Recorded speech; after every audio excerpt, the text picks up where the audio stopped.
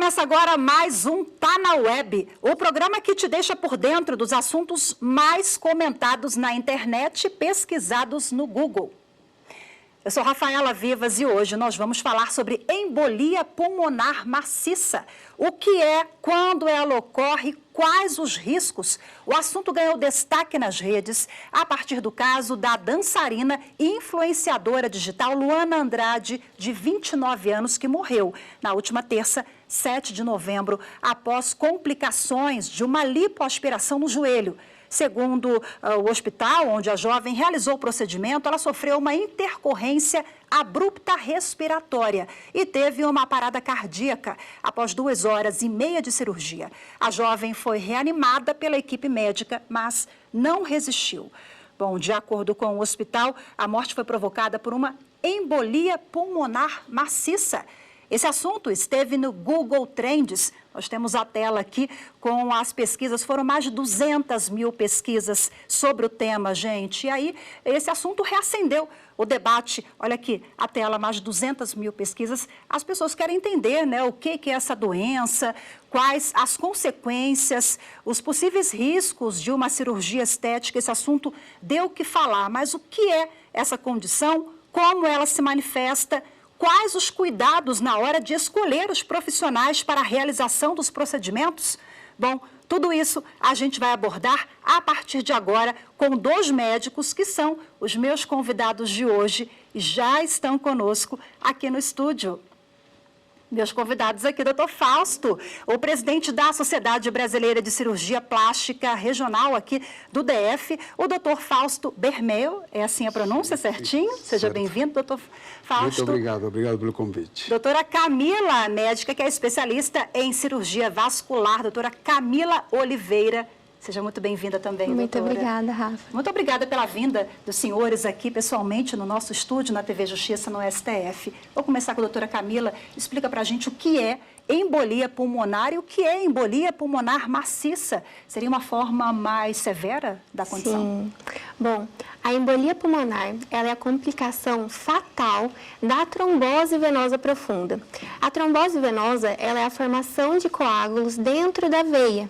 E esse coágulo, quando ele se desprende da circulação, e geralmente, em 90% das vezes, acontece nas veias das pernas, quando esse coágulo se desprende, ele vai parar nas artérias do pulmão, ele prejudica a oxigenação do pulmão. E, além disso, ele causa um aumento da resistência na circulação do pulmão e isso causa uma disfunção cardíaca. Então, isso que leva ao óbito. E aí, o que acontece? A embolia pulmonar, ela pode ter vários níveis. Quando ela acomete a circulação principal do pulmão, que é, no caso, o TEP pulmonar maciço, ela pode ser fatal não tem nem tempo do médico reagir, porque essa alteração abrupta não tem como a oxigenação no sangue acontecer, vai ocorrer as trocas gasosas e causa essa disfunção do coração. Muitas vezes o TEP ele pode ser inclusive assintomático, quando ele acomete ramos mais terminais da circulação do pulmão. Nesses casos, o paciente muitas vezes não tem sintoma nenhum ou uma leve dispneia, né, uma falta de ar bem leve. Então, existem vários graus. Infelizmente, o caso da Luana foi um caso muito grave, uma embolia severa. Doutor Fausto, esse caso o senhor considera como uma fatalidade? Porque a equipe, me parece que foi muito bem escolhida, uma equipe qualificada do Hospital Particular em São Paulo. A família mesmo encara como uma fatalidade, parece que ela fez os exames direitinho. É uma intercorrência comum em procedimentos estéticos? Felizmente não é comum. Realmente as complicações são graves quando acontecem, mas é muito raro isso acontecer. E, claro, quando a paciente teve sua consulta, ele sabe de tudo isso, tem um consentimento informado e eu acho que, enfim, passa a ser uma fatalidade, inclusive a Sociedade Brasileira de Cirurgia Plástica se solidariza com os familiares, mas pelo que vi, estava em um ambiente hospitalar, por um colega especialista, né? E então eu acho que não deixa de ser uma fatalidade. Dentro de todas as complicações, obviamente que o óbito é uma complicação a mais grave, porém a causa em si, a causa de tromboembolismo, sim, é a principal causa de morte nesses procedimentos, mas não é só nos procedimentos estéticos. Aliás, é bem depois de procedimentos de trauma, né? Fraturas em membros inferiores, etc. Então, e ginecológicas, a cirurgia plástica passa a ser até muito depois do exemplo. E, obviamente, em todos esses procedimentos, a tromboembolia, felizmente, é um assunto, é um processo bem, além de, claro, grave, porém pouco comum. Pouco comum, felizmente. E não dá para prever, né, doutora? A senhora trouxe esse exemplo agora, eu realmente fiquei pensando, poxa, quer dizer que a pessoa faz todos os exames, tudo certinho, chega lá na hora, pode acontecer uma situação e o corpo não dá sinais ali antes? Infelizmente, não. Claro, no pré-operatório, durante as consultas, nós fazemos toda uma avaliação, os fatores de risco, de acordo com a história clínica, a história familiar do paciente, o tipo de cirurgia que é proposto, o tempo da cirurgia, né? Tudo isso vai influenciar nos fatores de risco para que aquele paciente desenvolva trombose. Então, nós conseguimos ter uma ideia do risco que esse paciente tem e assim conseguimos ter cuidados no intraoperatório e no pós-operatório, né? Então, no intraoperatório, nós podemos usar as meias elásticas para prevenir isso, botas de compressão pneumática. E no pós-operatório, em alguns casos, a depender da cirurgia e da história do paciente, a gente pode usar também os anticoagulantes. Isso, lembrando que não acontece apenas durante a cirurgia, esse risco, na maioria das vezes, ele acontece no pós-cirúrgico, que a gente costuma ver mais. Até ali 12 semanas da cirurgia, existe um risco aumentado de um tromboembolismo venoso. Então, claro, nós tomamos todos os cuidados, mas infelizmente, às vezes, mesmo tomando todas as devidas precauções, a gente pode ter esse desfecho muito triste. Doutor Fausto, esse caso dessa modelo de São Paulo chama muita atenção também em relação à necessidade do procedimento estético. Era uma moça muito bonita, jovem, né? E aí as redes também, nós vimos muitos questionamentos a esse respeito. Nós temos hoje uma cobrança da sociedade, a pessoa quer estar bem o tempo todo nas redes sociais e com o corpo em dia, né? Vocês debatem sobre esse tema, os limites de atuação do médico, isso é de foro íntimo do paciente, como é que funciona? Bom, existem protocolos de segurança, né? Inclusive, um aliado nosso é a Sociedade de Cirurgia Vascular. E a cirurgia plástica sempre está muito preocupada em protocolos de segurança do paciente. São debates mundiais em termos de segurança do paciente. E, inclusive, como eu disse, é um consentimento consentimento informado, em qual o médico informa todos os riscos possíveis e o paciente escuta tudo isso e assina um termo de compromisso. Acontece que também, eu acho que o paciente tem que informar, não pode omitir nenhuma informação, eu acho isso importantíssimo para a segurança do paciente. Como eu disse a doutora, são protocolos do pré, o transoperatório e no pós-operatório, inclusive. Tem pacientes que operaram 15, 20 dias e ainda tem esse risco. Como eu disse, nem todos os casos de tromboembolismo levam a óbito. Né? São casos graves, obviamente, e que felizmente são pouco comuns. E eu nem sabia que existia lipo no joelho. É uma cirurgia comum, mais comum do que a gente imagina, ou realmente ela não é tão usual? Cada vez mais a gente vai vendo que as queixas dos pacientes são algumas coisinhas que aparentemente para os outros ao olho não são vistas, mas o paciente se queixa, sim, e obviamente que essa cirurgia na parte interna dos joelhos, especialmente, né, é uma área de alguma forma segura de fazer. Porém, eu penso que, nesse caso específico, parece que não foi só apenas no joelho, né? Porque ela já tinha feito outros procedimentos, né? E então, mas eu acho que com um especialista, normalmente evita todo esse tipo, que conhece a anatomia e sabe como fazer bem esse procedimento. Doutora Camila, parece que A Luana, ela já tinha feito outros procedimentos também. Essa cirurgia, salvo engano, durou ali 2 horas e meia. Esse pode ser um fator agravante?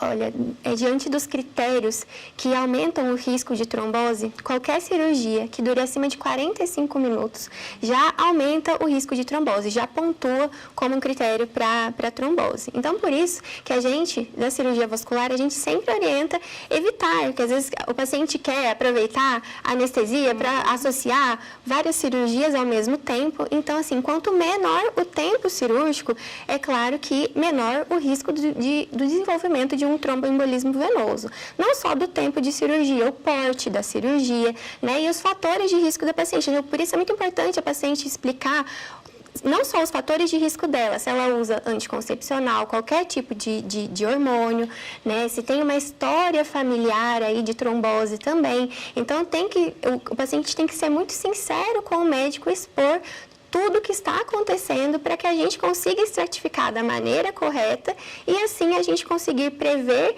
os riscos e fazer todas essas medidas para que esse desfecho não aconteça. Doutor Fausto, existem contraindicações para a realização da lipoaspiração? E quais?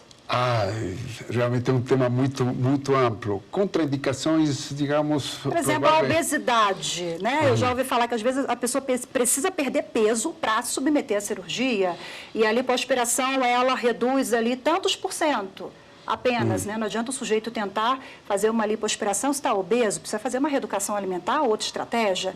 Existe esse limite? Definitivamente, eu acho que em pacientes que estão acima do peso, mais ainda quando estão em obesidade, ou obesidade mórbida, onde envolve outras patologias, a lipoaspiração não é tratamento. Eu acho que aí a gente tem que ter mais prudência e orientar o paciente de que não é o melhor caminho por aí, né?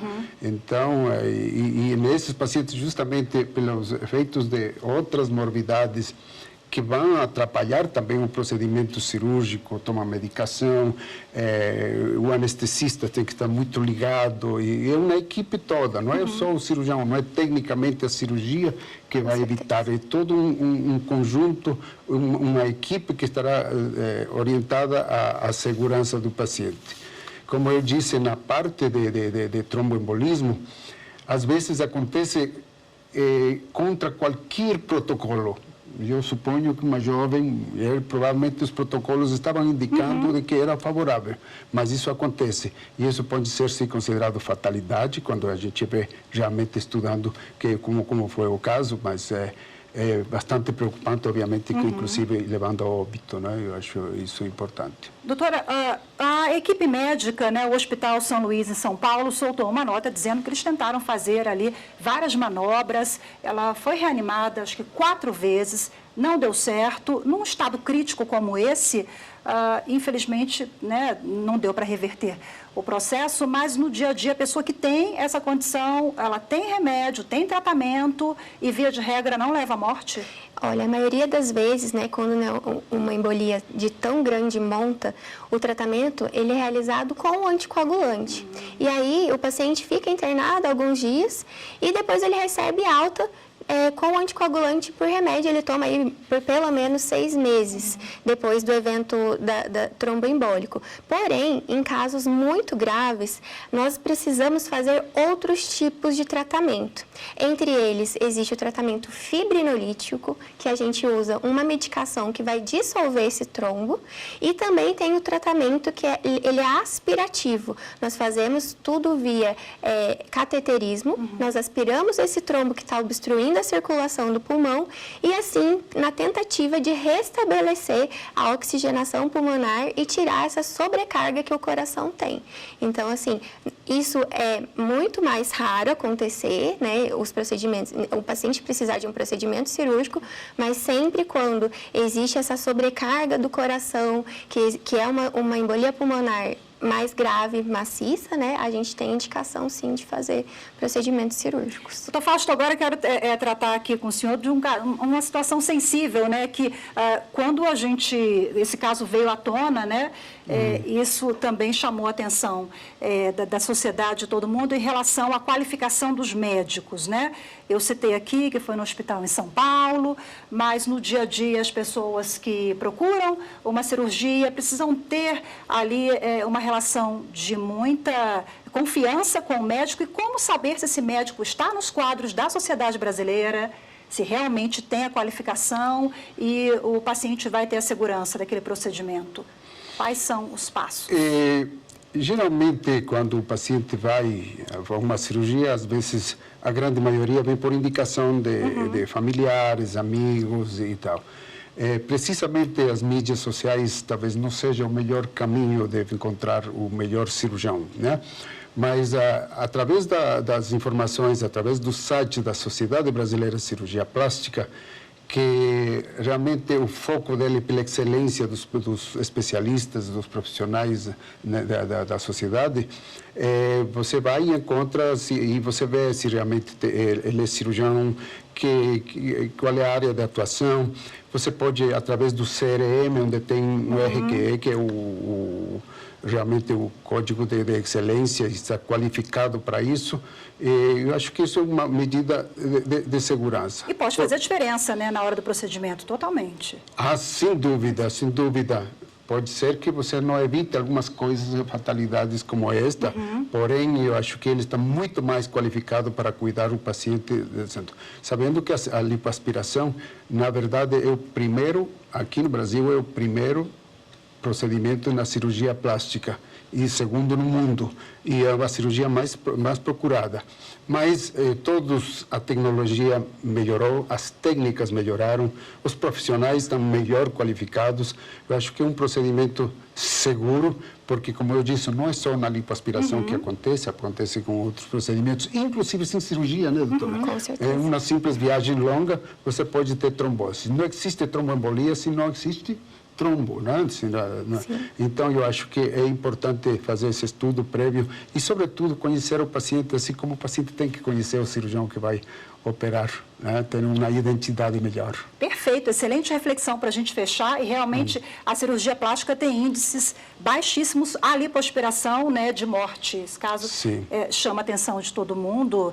Toda vez que ocorre uma situação como essa, a gente debate, fala muito sobre o assunto, mas a cirurgia é segura, tem os riscos de toda a cirurgia, né? É verdade. Suas considerações finais, doutora, por gentileza. O que esse caso nos ensina? Cuidar mais da saúde, ter mais atenção? Com certeza. Primeira coisa é cuidar dos fatores de risco aí para trombose. Então, imobilidade, né? São 3 coisas que fazem acontecer a trombose. Falta de mobilidade e lesões vasculares, né, lesão endotelial e alterações da coagulação. Então, o que a gente consegue mudar aí é a questão da imobilidade. Então, é muito importante a atividade física, evitar o sedentarismo, evitar tabagismo, né, e olhar aí para sua família, se alguém teve alguma história de trombose, né, se você ter mais cuidados nessas questões de cirurgia, né? Viagens longas também, se movimentar, não ficar lá parado durante toda a viagem e se hidratar também é muito importante. Maravilha, ainda mais essa onda de calor, né? Que a gente está tendo aí em várias regiões do país. Eu quero agradecer demais a disponibilidade. Doutor Fausto, doutora Camila, muito Obrigada. grata, viu? Boa tarde para os senhores e até a próxima. Obrigada. Obrigado. Muito obrigada. Obrigado. Bom, e agora a gente vai para as telas, vamos mudar completamente de assunto, voltar para outros temas que foram destaque. Vamos lá, Gesley, sobe para mim, por gentileza, em outros temas que foram bastante pesquisados nos últimos dias. Reforma tributária, gente, com mais de 50 mil pesquisas no Google. O texto dessa PEC, que é uma proposta de emenda à Constituição, foi aprovado pelo Senado na quarta, dia 8 de novembro. Agora volta para a Câmara dos Deputados, porque os senadores mudaram alguns pontos. Essa reforma ela pretende simplificar e unificar tributos sobre o consumo, prevê alíquotas reduzidas sobre alguns setores, assim como regimes específicos de tributação e outras medidas. Onda de calor, eu falei agora há pouco, né, que a gente está vivendo essa onda de calor em algumas regiões do país. Nesta semana, o Instituto Nacional de Meteorologia, INMET, emitiu um alerta para a chegada de uma onda de calor. O assunto foi parar nos trends com mais de 10 mil pesquisas. E aí o INMET disse que no decorrer dos próximos dias teremos essa onda de calor, esse fenômeno que se dará pelo interior do Brasil e vai abranger ali principalmente áreas do centro-oeste e sudeste do país. A previsão indica que as temperaturas devem ficar 5 graus acima da média pelo período de 2 a 3 dias consecutivos. É isso, vamos para uma breve pausa e o Tá na Web volta já já.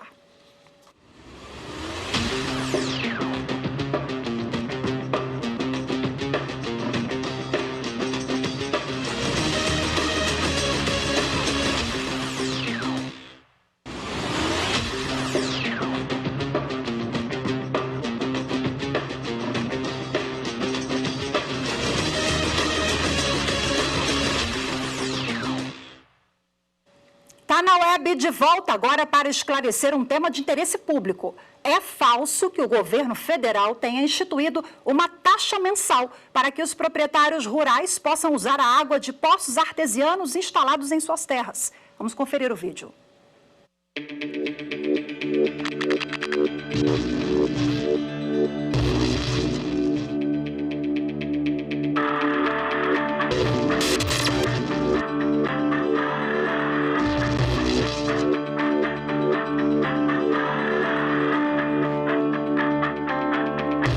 É falsa a informação de que o governo federal deu uma taxa no valor de R$200 para a utilização de poços artesianos.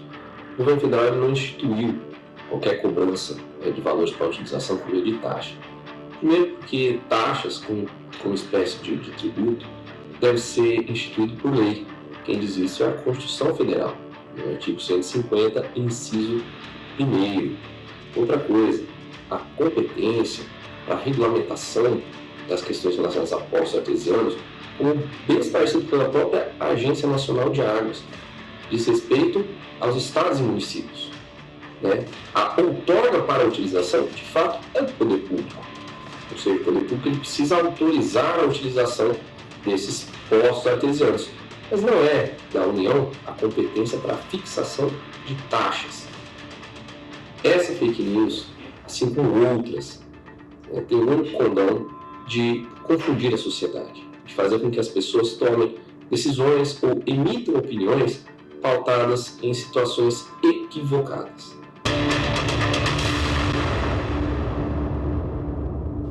Vamos agora avançar no tema com o geólogo Sérgio Cardoso, que está conosco de forma remota. Sérgio, seja bem-vindo, muito obrigada pela sua participação. Quando a gente fala em poços artesianos, gera sempre uma dúvida. Agora, essa fake news aí me chamou a atenção, porque fala de competências que não são nem da União para legislar sobre o tema, né? E aí eu queria que você explicasse para a gente uma outra questão que eu vi que gera dúvida também. O poço artesiano, por exemplo, a pessoa que vai ter um ali na sua residência, na sua propriedade, paga água? Bem-vindo mais uma vez. Boa tarde, obrigado pelo convite. Na verdade, o uso da água ele é regrado pela política pública, né? E a água subterrânea é de responsabilidade de fazer gestão pelos estados brasileiros e não pela União, né? A água por si só, na verdade, por ser um bem público, ela precisa de regramento, né? Que é através da outorga, o instrumento que autoriza a pessoa a usar o seu poço. Mas o mais importante também nisso, para dizer que um poço é uma obra de engenharia geológica, de responsabilidade técnica dos geólogos e engenheiros de minas em todo o Brasil. E para ser realizado essa obra de engenharia, precisa ser contratado um técnico, devidamente no seu CREA, no seu CREA estadual, a partir dali receber todas as orientações da regularização do uso dessa água subterrânea. Por que regular? Porque, na verdade, como é um bem público, na verdade, não cabe a ninguém usar mais que outros. Então, a regulação se dá na outorga de uso da água e é feita pelos estados e não pela União. E quais os riscos para o meio ambiente se esse uso não for regulado ou se não houver uma fiscalização adequada? Porque para ter um poço artesiano 100% legalizado, regularizado, a gente sabe que a pessoa vai ter que gastar dinheiro, recursos, né? E tem alguns clandestinos. Quais os riscos? O maior risco é principalmente quando há consumo humano. Né? As pessoas consomem água contaminada, com toda a tabela periódica, elementos químicos, para não dizer, na verdade, o risco de alguém lançar um vidro de veneno dentro de um poço e contaminar todo um aquífero, podendo ocasionar a morte de várias pessoas dentro de uma região. Então, a contaminação da água subterrânea se dá na prevenção, num poço bem feito, com uma responsabilidade técnica e com o controle da vigilância de água dos municípios que têm a responsabilidade de fiscalizar esse consumo. Agora, Sérgio, para a gente finalizar, explica para a gente, vale a pena ter um poço artesiano na propriedade? Quais são, em linhas gerais, os prós e os contras? O que nós recomendamos, na verdade, quando há necessidade de se utilizar, nem sempre se tem água encanada. Geralmente as águas das companhias são nas áreas urbanas. Nas áreas rurais não tem como fugir de não ter um poço. Agora, se é para ter um poço, na verdade, tem que seguir todas as normas técnicas, ter um responsável técnico e monitorar, na verdade, a qualidade dessa água. Porque o que pode estar acontecendo, muitas vezes, as pessoas ingerindo, né, toda uma quantidade de elementos químicos para dentro do seu organismo e desenvolvendo doenças que até então não tinham. E a gente viu essa fake news aí no início do bloco, né, envolvendo a cobrança de uma possível taxa pelo governo federal. Quais são as outras dúvidas e outras notícias falsas que rondam sobre esse assunto para a gente já aproveitar aqui e esclarecer? Uma das maiores fake news que acontecem, na verdade, dentro desse tema, né, é dizer que tudo é de graça. Não tem nada de graça, tudo tem que ser regrado. Principalmente a água, na verdade. A água é um bem público e, por ser público, na verdade, o Estado precisa controlar. E o instrumento para controlar é a outorga, né? Todo mundo tem que solicitar a outorga quando usa água subterrânea. Isso a nível de Brasil, em todos os estados, cada estado tem uma regra diferente, mas a mentira, dizer que a água é de graça e só porque ela é subterrânea, ela é de boa qualidade, não é verdade. Perfeito, excelente a gente fechar com esse esclarecimento. Quando eu estava fazendo a apuração para esse programa, eu li demais isso. A água de graça não é feito mais esse esclarecimento aqui. Eu quero agradecer demais, Sérgio, pela sua participação conosco, viu? Muito obrigada e até a próxima. Até a próxima, obrigado pelo convite. Muito obrigada. E quero agradecer você também que nos acompanhou em mais uma edição do Tá na Web. Não deixe de seguir a gente não, viu? Nós estamos nas redes sociais, @Rádio TV Justiça, no Instagram, Twitter, YouTube, Spotify. Muito obrigada pela sua companhia. Até a próxima.